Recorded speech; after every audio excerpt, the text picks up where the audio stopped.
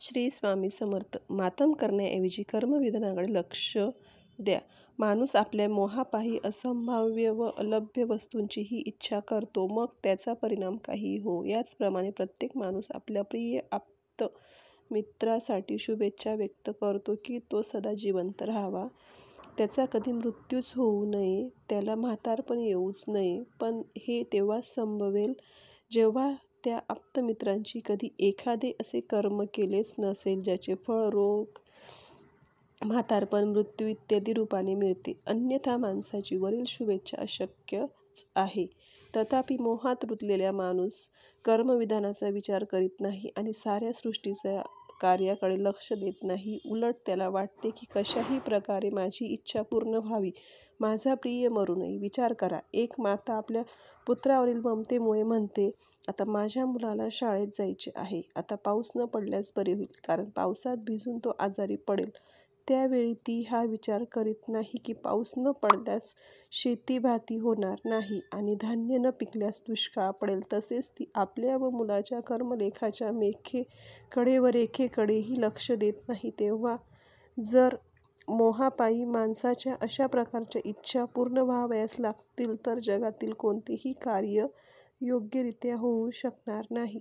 जर प्रकृतीचे नियम मोह असणाऱ्या माणसाच्या इच्छेनुसार चालतील तर सारे कार्यच थंडावेल, मग कोणाचीही इच्छा पूर्ण होऊ शकणार नाही.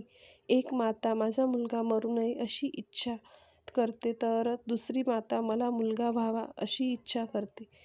आता जर एकाचा एखादा आप्त वा मित्र न मेल्यास दुसऱ्या घरी मुलाचा जन्म कसा होईल? जर ह्याच अनादि अविनाशी आत्म्यांनीच स्थानांतरित व रूपांतरित व्हायचे आहे तर त्यांना एके ठिकाणी देह त्यागावयास हवा, मगच ते दुसऱ्या कुटुंबात देह धारण करू शकतील.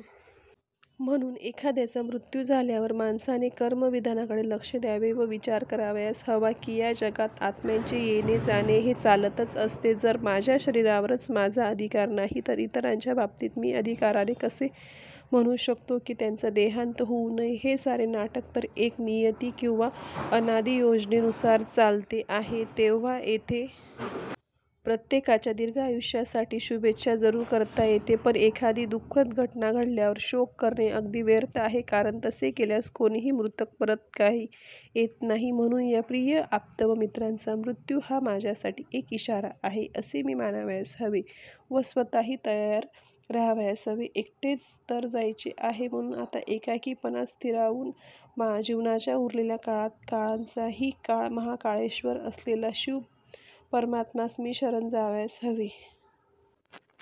त्याच्या स्मृतीचा आनंद घ्यायला हवा. परमात्म्याचा असा पिता, पती, पुत्र व मित्र आहे ज्याला काळ खाऊ शकत नाही, म्हणून त्याला मी आपला खरा मित्र मानून त्याच्याशी आपल्या मनाचे प्रेम जोडणे तर माझी सद्गती होईल. हा आत्मा सदैव सौभाग्यवती, सदा सनात व सदा समर्थ होईल. जर मी मृतक माणसांचे गुणगान करून रडत राहीन तर मलाही यमदूत नेण्यास येतील, कारण माझ्या रडण्याने हे सिद्ध होईल की मीही यमपुरीस लायक आहे. आणि जर मी परमात्म्याच्या स्मृतीत खुश राहीन तर मला देवतांचे विमान घेऊन जाण्यास येईल, कारण माझ्या त्या पुरुषार्थाने सिद्ध होईल की मी धैर्य, सहनशीलता, संतोष, हर्षित, मुक्त आणि प्रभुस्मृती रूपी दिव्यगुणांनी युक्त आहे व म्हणून वैकुंठाच्या देवपदास योग्य आहे. अशा प्रकारे जर माणूस या ईश्वरी युक्त्या अंमलात आणण्यात पुरुषार्थ करील तर मातम व शोकाच्या परिस्थितीत त्याचे मन परमात्म्याकडे घेऊन जाण्यास सहाय्यक ठरेल. व्हिडिओ आवडल्यास प्लीज व्हिडिओला लाईक, शेअर, कमेंट आणि सबस्क्राईब करायला विसरू नका.